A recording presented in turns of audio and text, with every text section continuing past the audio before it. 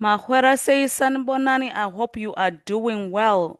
Seven Zimbabweans were deported from the United States yesterday in a coordinated operation arriving in Harare under tight security.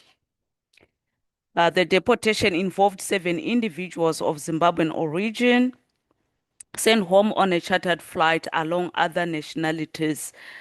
Um, the seven were taken off the flight in Harare while the aircraft continued to drop Mozambican deportees in Maputo. One in particular is a guy from Masvingo who left Zimbabwe at the age of 9 and have been in the United States all these years and was deported yesterday, now 30 years old. I saw people making fun of him on social media that he can't speak Shona anymore and he doesn't know where he comes from. Uh, I mean, which area or his family in Masvingo. And people think he's just playing around, just fooling people. It's actually possible. I actually believe that this guy don't speak Shona anymore. Somebody who left Zimbabwe at the age of 9 and the past 21 years has been in the United States. I mean, I'm just assuming that um, whoever took him to the United States left him there and he lost contact with people back home.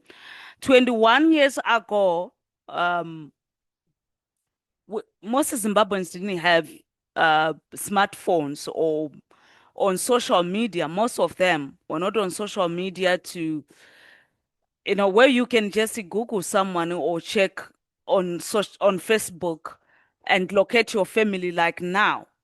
So if he left at the age of 9 and there was no other form of communication or contact back home, it's possible.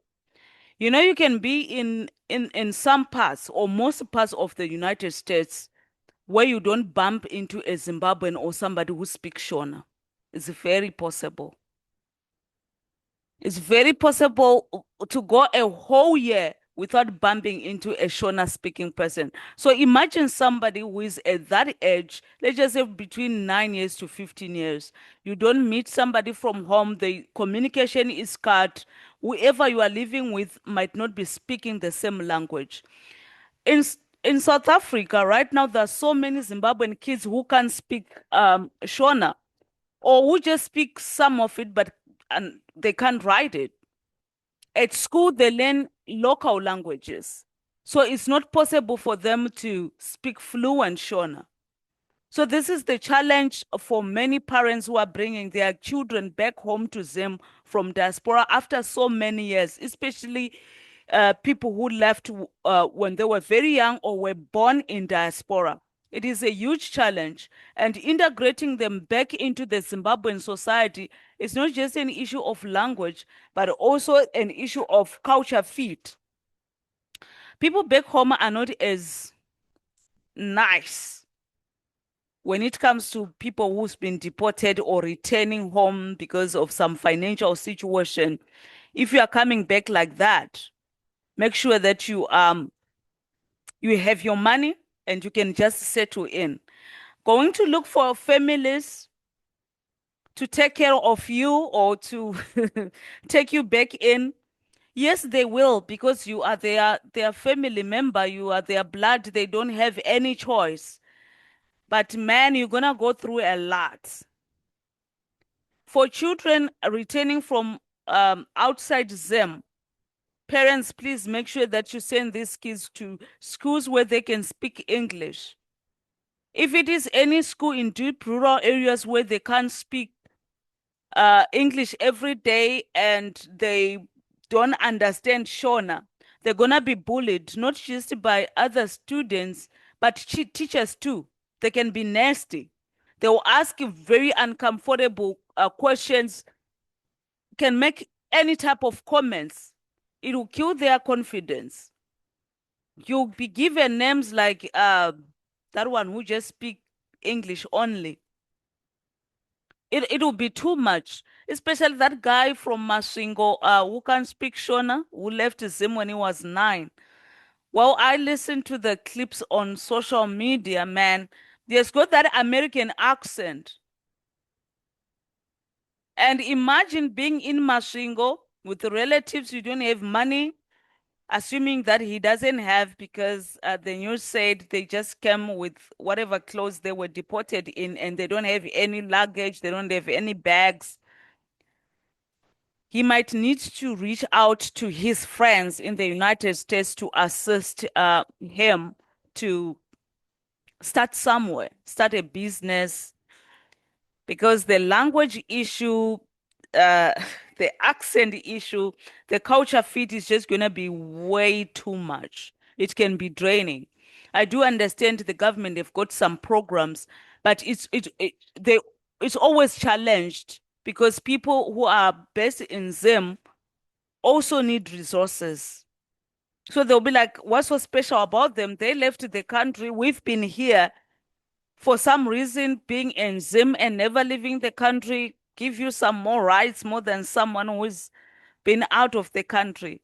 We tend to look down on each other in that way and think that those who stayed are more patriotic than people who left. So it's a bit of a challenge. That's why you see so many people rather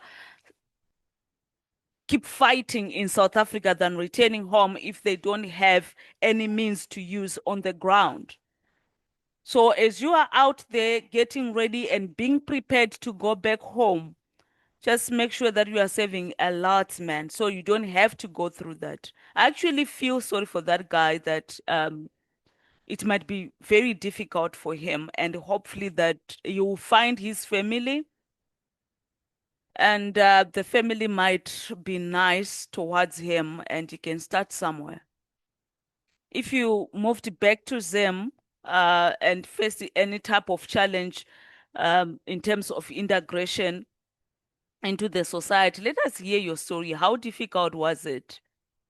Um, what did you go through, and how did you manage to, you know, engaging with the people of Zim and find some sort of a common ground? Um, when I first engaged people back home, that I was coming back, there were so many questions that were asked. Why, how come you don't have this? Or you should have this amount of money. You can't tell people back home that you do not have money or you don't have certain things simply because you're coming from outside. Coming from South Africa, yeah, yeah, they used to expect a whole lot from you. Now coming from America, telling a person who's at home that I just came from America and I don't have money, come on now. It's something that won't really sit well with a lot of people. So in terms of people who are coming back from diaspora, I just suggest that you find other people who just returned from whatever country they've been based, and don't lose your networks in the diaspora. You need those people to assist. You need those people to help you out. Reach out to them. Don't cut off any type of friendship, so that you can always have people to rely on who actually understand certain things that people back home might not accommodate. Thank you so much.